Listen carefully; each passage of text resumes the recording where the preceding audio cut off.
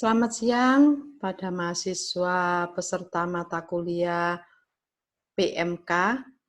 Hari ini Bu Lili kembali akan menyampaikan materi perkuliahan chapter 9. Judulnya adalah The Cost of Capital.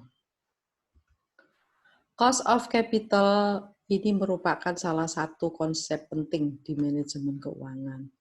Mengapa? Karena cost of capital mencerminkan biaya atas penggunaan sumber-sumber dana jangka panjang yang digunakan perusahaan untuk kepentingan menjalankan kegiatan bisnisnya. Berdasarkan cost of capital ini pula lah, maka perusahaan juga bisa menentukan apakah investasi yang akan dilakukan atau investasi yang akan dipilih itu menguntungkan atau tidak. Mengapa seperti itu? Karena cost of capital menjadi sebuah dasar untuk penerimaan dan penolakan usulan investasi. Seperti kita sudah pernah belajar ya di dalam capital budgeting, salah satu metode yang digunakan untuk melakukan ranking investasi itu kita sebut sebagai IRR atau Internal Rate of Return. Maka proyek atau usulan investasi diterima ketika IRR-nya lebih besar dari cost of capital. Berarti angka cost of capital menjadi strategis. Ketika kita terjadi salah perhitungan terhadap cost of capital, maka keputusan investasi itu juga bisa salah. Proyek yang seharusnya diterima itu bisa ditolak kalau kita over measurement terhadap cost of capital. Begitu pula tentu berlaku sebaliknya. Proyek jelek yang harusnya ditolak malah diterima. Kenapa? Karena kita juga under value terhadap cost of capital. Gitu. Oleh karena itu, mari pada siang hari ini kita akan mengupas topik cost of capital ini. Berdasarkan sumber-sumber dana jangka panjang yang dipakai perusahaan, maka perusahaan akan menentukan berapa biaya modalnya. Sumber dana jangka panjang itu sendiri terdiri dari dua macam, yaitu seperti biasa utang dan modal sendiri. Maka cost of capital baru bisa kan kita temukan berapa nilainya atau berapa persen besarnya cost of capital perusahaan tersebut ketika kita sudah terlebih dahulu menghitung komponen cost-nya. Maka diperlukan untuk menghitung dua komponen cost. Yang pertama adalah cost of debt, kalau perusahaan menggunakan sumber dana dari utang, dan selanjutnya adalah menghitung komponen cost yang kedua, yaitu cost of equity, ketika perusahaan juga menggunakan sumber dana jangka panjang dalam bentuk ekuitas.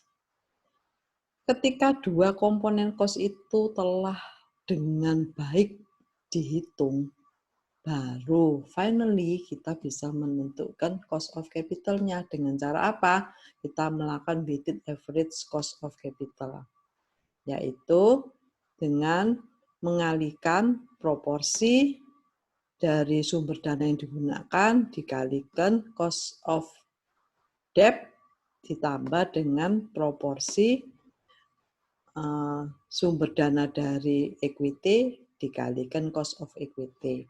Tentu saja nanti kita akan belajar lebih dalam lagi.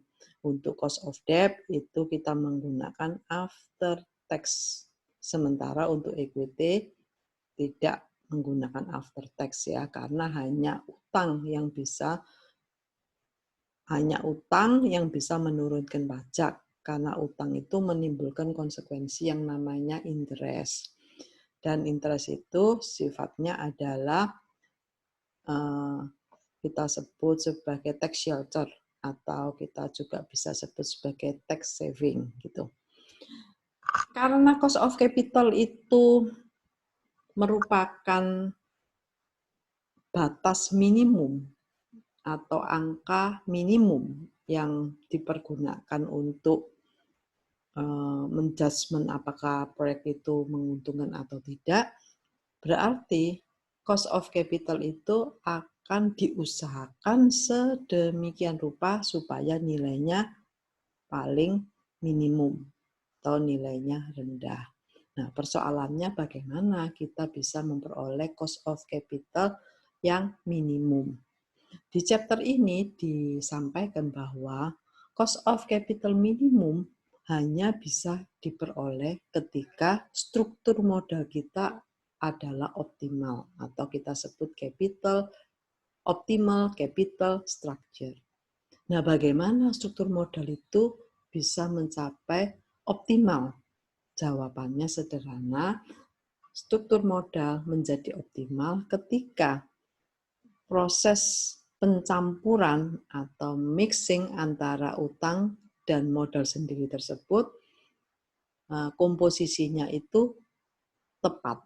Tepat berarti optimal. Berarti optimal mix akan menghasilkan optimal capital structure. Dan optimal capital structure itu akan menurunkan atau meminimumkan cost of capital. Dampak akhirnya adalah value of the firm akan naik. Nah, itu menjadi alur dari perjalanan mengapa cost of capital harus diusahakan yang seminimum mungkin. Di sini ada dua contoh yang sangat menarik. Dua contoh ini akan bisa menjelaskan konsep cost of capital dengan sangat baik ya. Meskipun contohnya ini tampaknya sederhana, tapi kalau kita mau belajar cost of capital dengan sangat baik, dengan cukup mendalam, contoh ini saya rasa sudah cukup representatif. Ketika perusahaan menghadapi dua macam investasi, yaitu investasi A dan investasi B. Data menunjukkan bahwa investasi A cost-nya sama dengan investasi B, yaitu $100.000. Kemudian umur hidupnya juga sama, 20 tahun. Yang membedakan adalah ternyata investasi A expected return-nya lebih rendah dari investasi B. Investasi A expected return-nya 7%, sementara expected return untuk investasi B yang kita lihat di sini adalah 12%. Mana yang harus dipilih, investasi A atau investasi B? Sepintas kalau kita lihat dari expected return-nya, tentu investasi B lebih menarik dong, karena investasi B memberikan return yang lebih tinggi, seperti yang bisa dilihat di slide 4 begini kan, 7% untuk expected return A dibandingkan expected return B 12%. Tentu yang lebih menarik investasi B dong. Tetapi permasalahan tidak sesimpel itu karena kita mencoba untuk melihat berapa cost of capital dari masing-masing investasi ini. Karena tadi Bu Lili kan sudah sampaikan, investasi yang dipilih itu adalah investasi yang memberikan return lebih tinggi dari cost-nya. Wajar kan? Dalam hal ini expected return harus lebih besar dari cost of capital-nya. Mari kita lihat di investasi A. Ternyata investasi A dan investasi B itu berbeda cara pilihan pembiayaannya, cara pemilihan financing-nya. Pada investasi A, pembiayaan itu didanai dari utang. Maka cost of debt-nya adalah sebesar 6%. Sementara kalau investasi B, pembiayaannya berasal dari equity atau modal sendiri. Mari kita lihat cost of capital-nya. Karena di sini debt di investasi A adalah all debt financing, berarti cost of capital-nya itu sudah bisa direpresentasikan dari cost of debt-nya, yaitu sebesar 6%. Terlihat bahwa expected return 7%, lebih tinggi dari cost of debt-nya, atau sekaligus cost of debt sudah bisa disebut cost of capital karena ini adalah single sources, yaitu 6%. Nah, sesuai dengan prinsipnya atau rule yang dipakai, maka investasi A diterima. 7% lebih tinggi dari 6%. Bagaimana dengan investasi B? Kalau investasi B, ternyata pilihan pendanaannya diperoleh dari equity. Equity di sini cost of equity-nya adalah sebesar 14%. Karena di sini juga all equity financing, artinya 100% didanai dari equity, maka cost of equity sebagai komponen cost sudah bisa disebut sebagai cost of capital-nya. Prinsip yang kita pakai tadi mengharuskan investasi B ditolak karena expected return-nya 12%, itu lebih kecil dari cost of capital-nya 14%. Nah, adik-adik mahasiswa, di sini sangat disayangkan. Seharusnya lah investasi A dan B itu cost-nya kan sama, 100.000, dengan umur hidup yang juga sama, 20 tahun. Dan investasi B seharusnya lebih menarik kan, karena return-nya, expected return-nya lebih tinggi, yaitu 12%. Tapi kenyataannya apa? Justru investasi A lah yang diterima, sementara investasi B justru ditolak. Mengapa bisa seperti itu? Alasannya adalah pada bentuk pilihan pembiayaannya. Ketika all debt financing, maka investasi A menarik. Ketika all equity financing, justru investasi B itu yang tadinya dianggap bagus, expected return-nya justru ditolak. Oleh karena itu, mari kita masuk di opsi yang ketiga. Kalau di opsi yang ketiga, terjadi kombinasi pendanaan, yaitu 50-50, 50% didanai dari debt, dan 50%-nya didanai dari equity. Ini yang disebut dengan financing mix. Oleh karena itu, cost of capital-nya dilakukan perhitungan dengan WACC atau weighted average cost of capital. 50% kalikan cost of debt-nya ditambah 50% kali cost of equity-nya, ditemukan cost of capital-nya 10%. Dengan cost of capital baru yang diperoleh dengan cara melakukan combined cost of financing, maka investasi A justru ditolak. 7% lebih kecil dari 10%. Sementara investasi B diterima karena 12% lebih besar dari 10%. Nah, inilah letak strategisnya cost of capital dengan cara strategi mengkombinasikan cost dari alternatif pembiayaan utang dan equity. Nah, di sini kan terlihat ya, tercapailah apa yang disebut investasi B menarik dan diterima karena cost of capital-nya lebih rendah dari expected return-nya. Oke, kita lihat di slide 6. Di slide 6 di sini digambarkan dengan lebih jelas bahwa yang disebut dengan sumber-sumber modal itu mulai dari long term debt sampai stockholder equity. Bahwa current liabilities sebagai sumber dana jangka pendek itu tidak masuk dalam perhitungan cost of capital. Karena cost of capital itu adalah biaya modal yang terjadi karena penggunaan sumber dana jangka panjang. Sementara current liabilities adalah sumber dana jangka pendek. Dari long term debt sampai dengan stockholders equity itu yang merupakan source of long term capital disebut sebagai capital structure, struktur modal. Sementara kalau keseluruhan dari sisi sebelah kanan, keseluruhan sumber pendanaan disebut sebagai financial structure atau struktur keuangan. Di sini yaitu di chapter yang bicara tentang cost of capital kita hanya menggunakan sumber dana jangka panjang. Jadi kita hanya akan mempelajari struktur modalnya, bukan struktur finansialnya. Oke. Selanjutnya kita akan masuk di dalam perhitungan komponen cost. Seperti tadi yang Bu Lili sudah sampaikan di awal, untuk bisa memperoleh angka cost of capital, terlebih dahulu harus bisa dihitung komponen cost-nya. Karena komponen pembiayaannya ada dari utang dan equity, mari kita masuk terlebih dahulu pada cost of debt.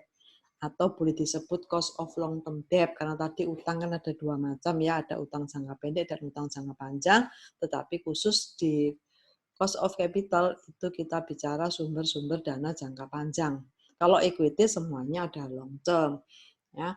Di dalam perhitungan komponen cost yang namanya cost of debt harus diperhatikan seperti biasa adalah net profit-nya dan flotation cost-nya. Kita langsung aja masuk contoh ya. Di slide 8 itu terlihat bahwa Dutch Corporation atau Dutch Company itu perusahaan manufaktur di bidang hardware menjual obligasi, melakukan penjualan obligasi. Obligasi itu apa sih? Obligasi adalah surat utang yang memberikan janji pembayaran kupon secara stated value, yaitu berapa besarnya? 9%. Kemudian par value-nya adalah 1.000, berarti dengan kupon rate 9%, kupon value-nya adalah 90. 1.000 dikali 9%. Ya, 90, waktunya adalah 20 tahun yang menjadi umur obligasinya. Kemudian ternyata di sini ada informasi tingkat suku bunga pasar itu lebih besar dari 9%. Kita semua sudah belajar ya tentang bond valuation. Pada bond valuation itu ada 3 prinsip kan. Ketika kupon rate besarnya adalah ekuivalen dengan market interest rate, maka bond price atau bond value akan sama persis nilainya dengan par value-nya. Tetapi ketika market interest rate itu lebih tinggi dari kupon bonds, yang terjadi apa? Yang terjadi ada diskon bond. Kenapa? Karena obligasi tidak akan pernah laku kalau dijual seharga par value-nya. Karena investor akan lebih tertarik untuk berinvestasi di market dibandingkan untuk membeli obligasi. Oleh karena itu obligasi harus dijual di bawah harga parinya. Itulah yang disebut dengan diskon bond. Dan berlaku sebaliknya tentu saja kalau market interest rate itu turun terus, nah di saat itulah obligasi itu bisa menawarkan harga jualnya yang tinggi. Karena obligasi akan lebih menarik daripada deposito di bank, misalnya seperti itu. Oleh karena di sini market interest rate-nya itu naik, berarti bond price-nya decline, gitu kan? Sehingga tidak laku dijual 1.000, di sini ternyata dijual senilai 980. Terjadi diskon bond sebesar 20 US dollar. Tetapi karena menjual obligasi tersebut juga membutuhkan biaya flotation cost, biaya karena menerbitkan obligasi sebesar 2% dikalikan 1.000 adalah 20, berarti berapa yang menjadi kas yang diterima oleh perusahaan.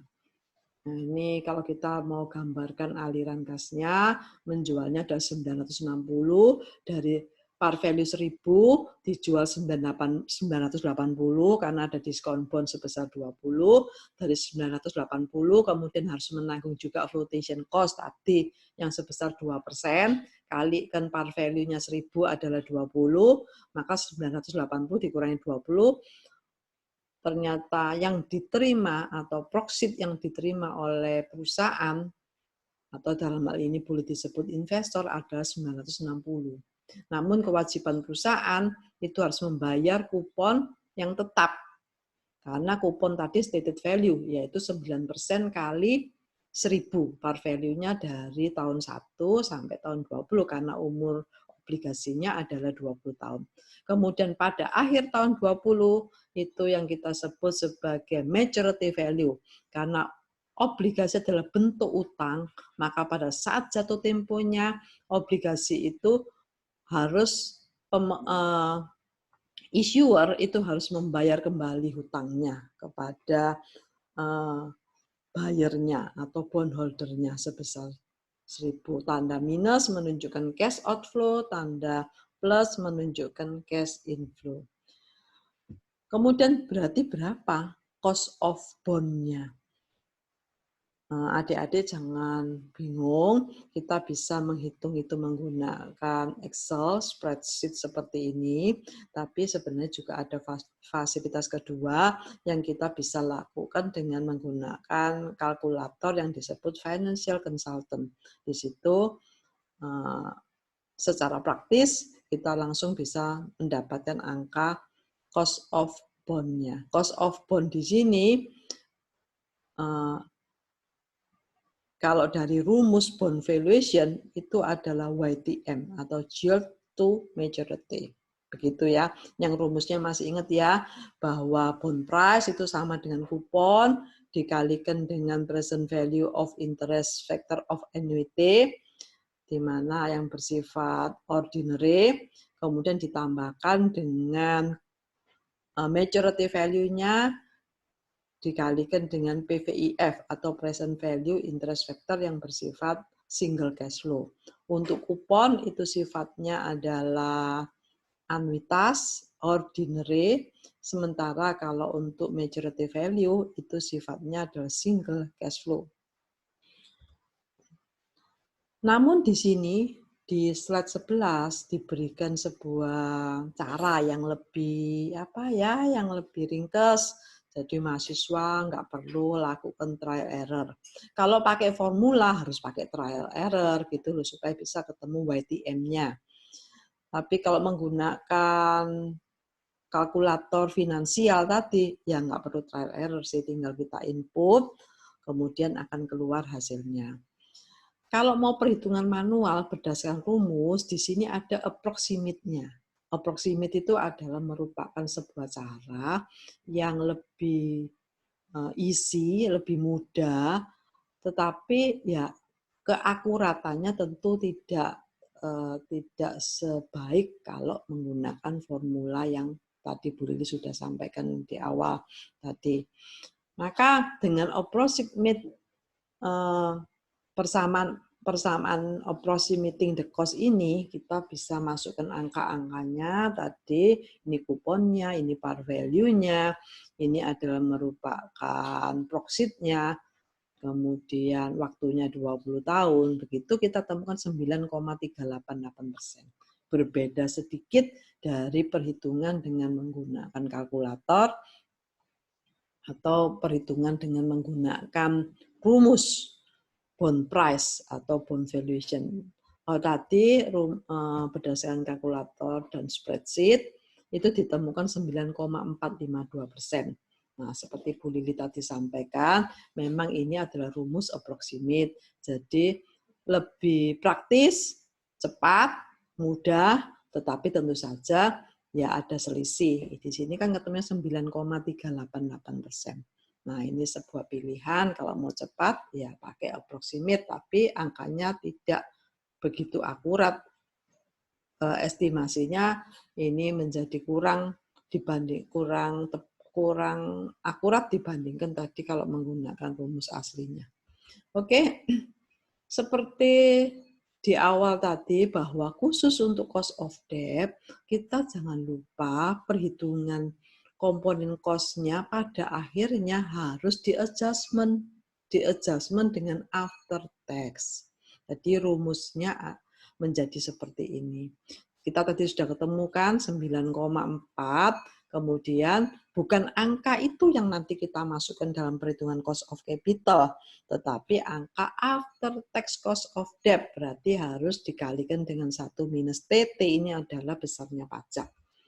Kalau pajaknya diasumsikan adalah sebesar 40%, maka 9,452 itu after tax-nya ada 5,67%. Nah, inilah angka final dari cost of debt yang siap nanti untuk kita masukkan dalam perhitungan weighted average cost of capital. Kita sudah selesai untuk menghitung komponen cost yang berasal dari utang, yang tadi harus kita adjustment dengan after tax. Mari kita masuk di dalam cost of equity. Cost of equity ini terlihat lebih complicated. Mengapa menjadi lebih complicated dari cost of debt atau cost of bond tadi? Karena ragam dari ekuitas itu ada dua, yaitu yang pertama adalah cost of preferred stock, yang kedua adalah cost of common stock. Tapi secara keseluruhan sebenarnya pembagiannya ada 3. Cost of preferred stock, kemudian ada cost of common stock, tapi cost of common stock ini ada satu lagi disebut cost of return earning. Jadi begitu ya, oleh karena ragamnya seperti itu, maka untuk cost of equity itu lebih banyak nanti bahasannya. Jadi tadi ragam pertama untuk cost of equity adalah cost of preferred stock. Kemudian adik-adik mahasiswa, yang kedua adalah cost of return earning. Kemudian yang ketiga adalah cost of common stock. Nah, cost of common stock itu sendiri sebenarnya juga dibagi dua lagi, yaitu cost of existing common stock dan ada lagi cost of issuing new common stock gitu. Jadi ada common stock yang baru saja diterbitkan, ada mengukur biaya modal atas equity bentuknya adalah common stock, tapi atas common stock sudah existing. Oke, kita masuk pertama dulu dari cost of equity. Yang pertama adalah cost of preferred stock. Preferred stock ini seperti kita ketahui ini adalah bentuk ekuitas yang sifatnya tuh hibrid. Hibrid itu mempunyai karakteristik antara debt dan equity. Di satu sisi preferred stock itu mirip dengan common stock dikarenakan imbalannya atau return-nya bentuknya adalah dividen. Sama kan, common stock juga dividen. Tapi berbedanya, kalau dividen common stock, itu nilainya bervariasi, tergantung dari income-nya. Ada yang ada yang besar dividennya, tapi suatu masa juga dividen dari common stock itu bisa rendah. Bahkan bisa juga tidak ada pertumbuhan dividen. Begitu ya. Itulah ciri preferred stock. Dia berada di antara debt dan equity. Kesamaan dengan equity karena dibayarkan dalam bentuk dividen. Kesamaannya dengan debt atau bond yaitu dividen preferred stock itu tetap nilainya. Sama dengan kupon. Kupon tadi kan juga stated value. Persamaan dari cost of preferred stock itu ada dividen dibagi dengan net profit-nya. Seperti biasa, contohnya lagi untuk Dutch Corporation ini kalau dividennya tadi adalah sebesar, diketahui di sini sebesar berapa ya? Dia 10% ya. 10% sehingga kalau ini sebesar 10% dari $87 karena dijual dengan harga 87, 10%-nya kan 8,7. Namun walaupun dijual seharga $87, net profit-nya bukan $87. Kenapa? Karena untuk cost of preferred stock itu juga ada, jadi net profit-nya adalah 82. Kenapa? Karena ada cost of issuing. Jadi seperti tadi kan menjual sekuritas itu ada biayanya ada $5 per lembar. Maka 87 dikurangi 5 tinggal 82. kita sudah menemukan cost of preferred stock-nya sebesar 10,6%. Oke, berarti kita akan lanjut perhitungan cost of equity bentuk yang kedua. Cost of equity bentuk yang kedua itu yang kita sebut dengan common stock. Mari kita hitung cost of common stock. Ya, cost of common stock itu kita beri di sini diberi notasi RS ya.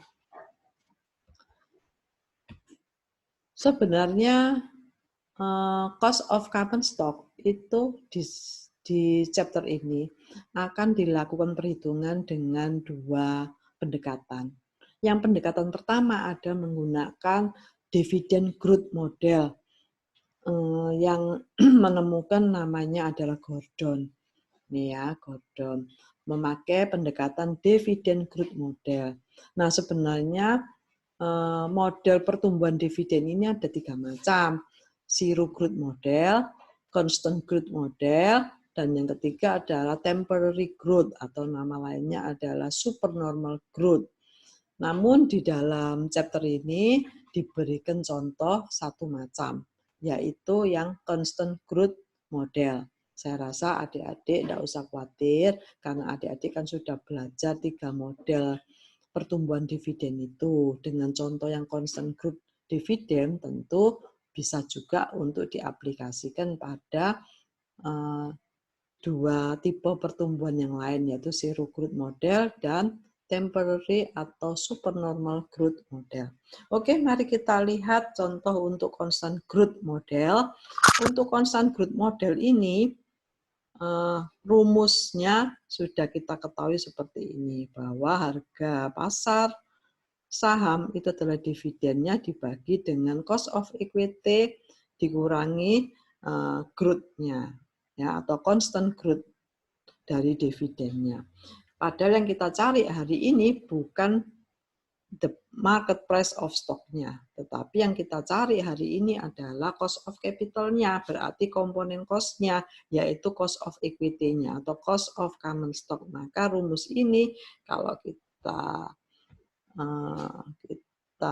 convert dengan cara kita mau menghitung cost of equity dari common stock-nya, akan tampak seperti ini. Seperti biasa kan, berarti D1 dibagi B0 ditambah G. Kita gunakan rumus ini. Jadi ini bukan rumus baru ya, ini rumus dari stock valuation yang menggunakan pendekatan dividend growth model. Oh ya, boleh ngomong ya, pendekatan untuk menghitung cost of equity dalam hal ini adalah cost of common stock, itu pakai dua macam. Satu adalah pendekatan internal menggunakan dividend growth model, jadi cost of equity-nya atau cost of common stock equity-nya itu diprediksi berdasarkan pertumbuhan dividen yang dibagikan oleh perusahaan. Pendekatan yang kedua atau pendekatan eksternal adalah pendekatan yang menggunakan market equilibrium atau pendekatan pasar, yaitu modelnya disebut model CAPM seperti yang kita sudah belajar di chapter 8 kemarin. Mari kita lanjutkan dengan menggunakan dividend growth model. Dengan model pertumbuhan dividennya adalah constant growth. Tentu saja pertumbuhan constant growth itu sifatnya adalah infinite majority. Ya, kalau infinite berarti tahun 2010 sampai dengan tahun 2015 ada sebuah historical data tentang besarnya dividen yang dibagikan perusahaan dari waktu ke waktu. Selama 6 tahun ini ya. Dengan demikian kita bisa tahu pertumbuhan dividen ini dari waktu ke waktu. Kalau memakai persamaan aritmetik, ya tinggal kita cari bedanya dari tahun ke tahun itu berapa, kemudian kita jumlahkan, kita bagi dengan banyaknya tahun. Oke, ditemukan ternyata growth rate-nya adalah 5,05% atau dibulatkan menjadi 5% di sini. Masukkan di rumusnya yaitu dividennya adalah $4 dibagi dengan harganya di sini diketahui $50, harga sahamnya ditambah dengan tingkat pertumbuhan dividennya yang bersifat konstan 0,05 tadi kita sudah sudah bulatkan dari 5,05 menjadi 5, akhirnya kita temukan cost of common stock adalah 13%. Maka itu selesai untuk menghitung cost of common stock dengan menggunakan pendekatan dividend growth model. Mari kita sekarang menghitung cost of common stock dengan menggunakan pendekatan CAPM atau Capital Asset Pricing Model. Tadi kan Bu Lis sudah ngomong ada dua pendekatan, ada pendekatan internal dan eksternal. Kemudian dengan pendekatan model CAPM, seperti yang sudah kita kenal, rumusnya seperti ini. Dengan rumus ini kita masukkan contoh dari Dutch Corporation ini, yaitu sebesar 7% itu risk free-nya, 1,5 tadi adalah betanya, kemudian market risk premium-nya itu diperoleh dari RM minus RF, yaitu 11%, ini 11% tentu diketahui ya, ini 11% dikurangi dengan 7%. Hasilnya ternyata sama, yaitu 13%. Jadi dari perhitungan dengan menggunakan dividend growth model itu hasilnya adalah 13%, sementara perhitungan dengan menggunakan CAPM hasilnya juga sama yaitu 13%. Nah, ini yang paling bagus karena ternyata cost of common stock didekati dengan dengan pendekatan dividend growth model, itu hasilnya ternyata sama dengan CAPM. Tapi memang apa selalu sama sih? Nah, kalau sama itu berarti bagus, artinya ya valid kan dua-duanya itu sama. Tapi suatu saat bisa saja tidak sama. Mengapa bisa seperti itu? Nah, di sini ada penjelasannya.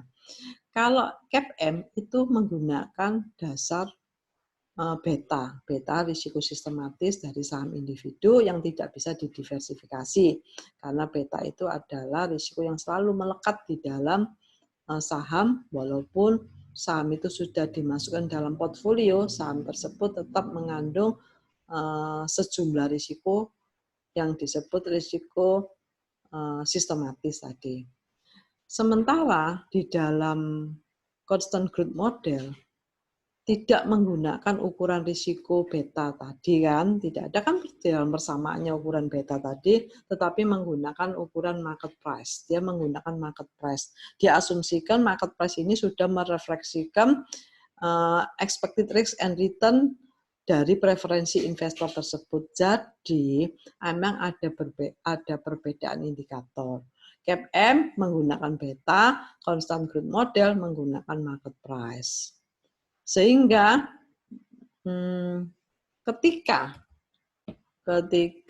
ada kalau mau jual saham itu juga ada biaya flotation-nya, biaya yang timbul karena biaya transaksi itu loh ya, biaya yang timbul karena melakukan penjualan saham. Di CAPM itu nggak ada mekanisme untuk melakukan judgement tersebut. Karena CAPM tidak menyediakan mekanisme untuk persoalan flotation cost tersebut. Padahal kalau kita pakai dividend growth model, ya itu dengan mudah bisa dilakukan adjustment karena dasarnya tadi menggunakan market price. Contoh-contoh tadi di slide-slide awal kan sudah ada ya, flotation cost-nya berapa, langsung aja kita kurangi dan itu mengurangi profit yang diterima oleh perusahaan. Oke. Nah, itulah plus minus dari dua pendekatan ini. Dividend growth model itu menggunakan market price yang mudah di-adjustment secara langsung apabila terjadi kondisi yang akan mengurangi harga atau P0. Sementara kalau yang CAPM itu tidak bisa dengan mekanisme seperti itu. Kita masuk komponen cost yang berikutnya. Ini komponen cost of equity. Yang pertama tadi sudah kita temukan, yaitu cost of preferred stock. Kemudian yang kedua kita sudah temukan cost of common stock. sekarang kita mau lihat berapa cost of return earning.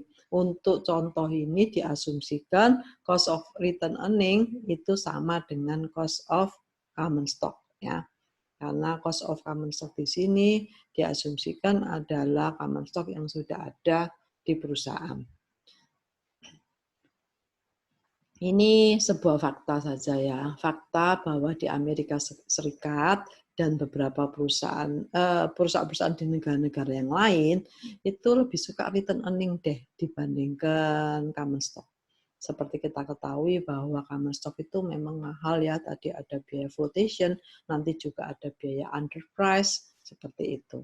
Kalau di perusahaan-perusahaan di China, itu dari survei di tahun 2013 itu ditemukan juga sebuah fakta, 64% perusahaan itu juga suka menggunakan return earning dibandingkan sumber-sumber dana yang lain.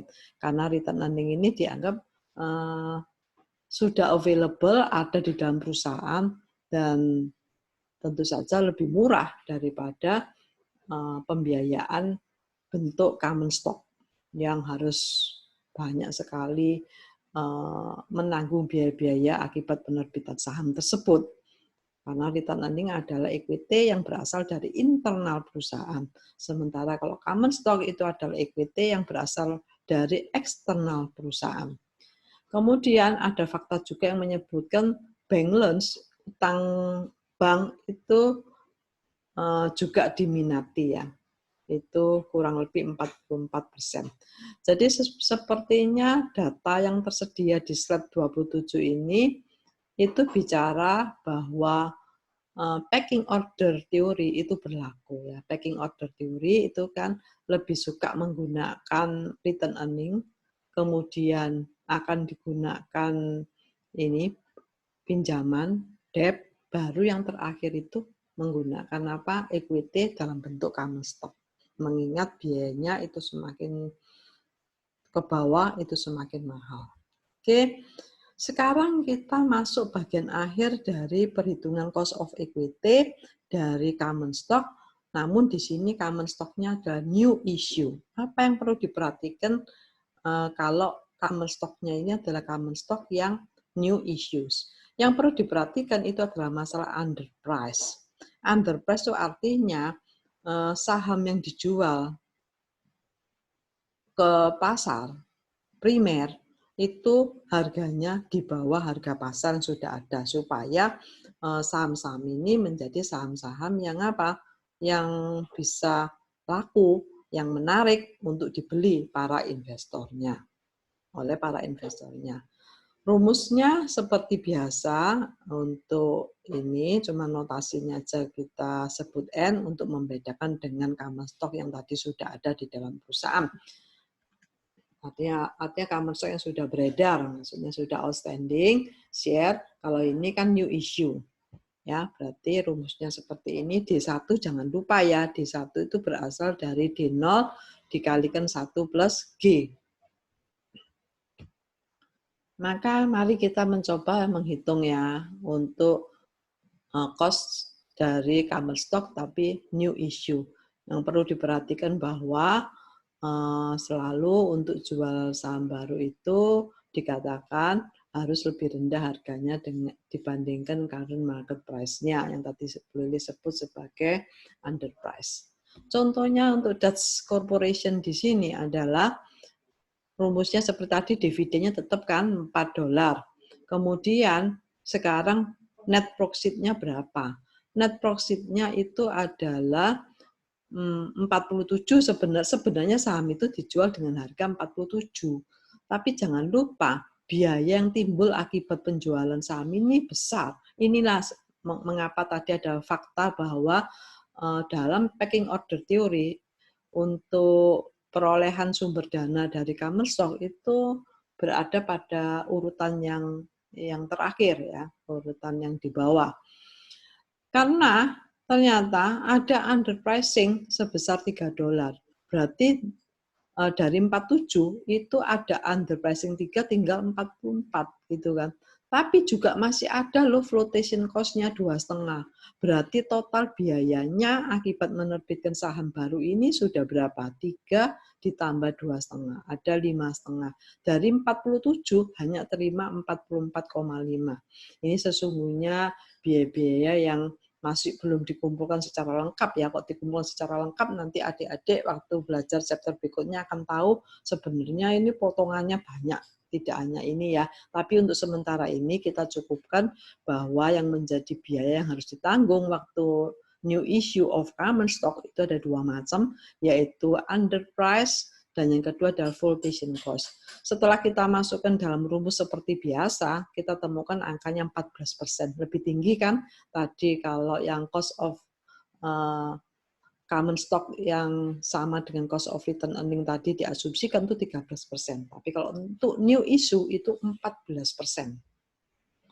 Maka akhirnya kita selesai menghitung semua komponen cost. Tinggal kita gunakan rumus WACC yang tadi di awal perkuliahan sudah Bu Lili sampaikan. Tinggal masukkan, sudah mudah sekali. Tinggal dikalikan proporsinya saja, ketemu sudah cost of capital-nya. Nah, contoh tadi ini ya, cost of debt-nya jangan lupa ini after tax 5,6, kemudian cost of reverse stock-nya tadi 10,6, cost of return earning itu tadi diasumsikan sama dengan cost of common stock-nya 13%, kemudian cost of new issue common stock-nya tadi yang lebih tinggi 14%. Dengan proporsi yang sudah ditentukan bahwa long term debt, preferred stock, dan common stock equity adalah sebesar masing-masing ini. Nah, ini menjadi satu hal yang akan mempengaruhi cost of capital juga ya, adik-adik, supaya kita bisa menemukan optimal cost of capital-nya. Itu kita juga harus pandai untuk mengelola yang di atas ini maupun mengelola yang di bawah.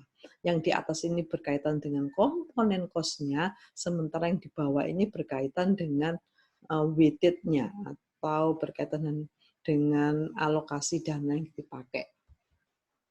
Masukkan sudah di tabel ini juga boleh, kemudian kita kalikan masing-masing, ketemu deh, yaitu WACC-nya adalah 9,8%. Nah, angka inilah pada akhirnya yang kita cari. Sampai pada akhirnya kita menemukan WACC. Ya, ini sebagai apa? Sebagai contoh di perusahaan yang tadi Dutch Corporation yang sudah kita pakai sebagai contoh, menemukan biaya modal 9,8%. Tapi kalau di dalam dunia nyata tentu akan menjadi lebih banyak breakdown-nya. Contohnya aja ya, cost of debt 5,6%. Dalam kenyataannya perusahaan itu juga punya banyak ragam utang. Sebagai contoh misalnya di sini ya. Ternyata perusahaan itu punya utang 26.000 di misalnya di obligasi A, kemudian punya utang lagi long term debt di utang bank jangka panjang misalnya 9.000, ada juga yang 45.000 dengan masing-masing interest rate-nya keluar, tentu ini dijumlah, kemudian dikalikan masing-masingnya, itu kita menemukan weighted average cost of debt. Contohnya begini. Ya kan, dijumlah semua 80.000, terus masing-masing dikalikan dengan cost-nya, prinsipnya sama sebenarnya dengan menghitung WACC. Namun kalau WACC itu semua komponen cost sudah dimasukkan. Tapi kalau di sini kita baru mau menentukan cost of debt, tapi cost of debt tersebut ternyata bukan satu macam, ada beberapa ragam. Kalau di sini contohnya ada berapa macam? 1, 2, 3 macam. Maka sebelum masuk dalam WACC harus dihitung dulu weighted average dari cost of debt-nya. Seperti ini misalnya contohnya 8,5%. Nanti 8,5% kita hitung after tax-nya berapa. Nah, angka itulah nanti yang siap dimasukkan di dalam perhitungan WACC. Itu hal yang sama tentu terjadi untuk preferred stock, common stock equity, juga seperti itu. Oke, pada akhirnya Bu Lili sudah selesai menyampaikan materi ini.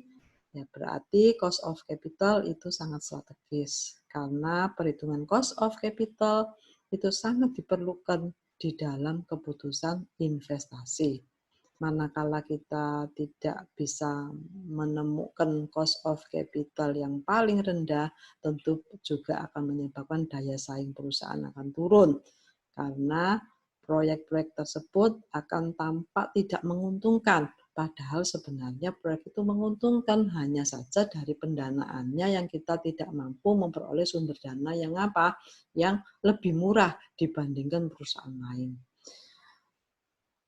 Begitu, semoga topik cost of capital ini bisa dipahami, dan akhir kata Bu Lili sampaikan,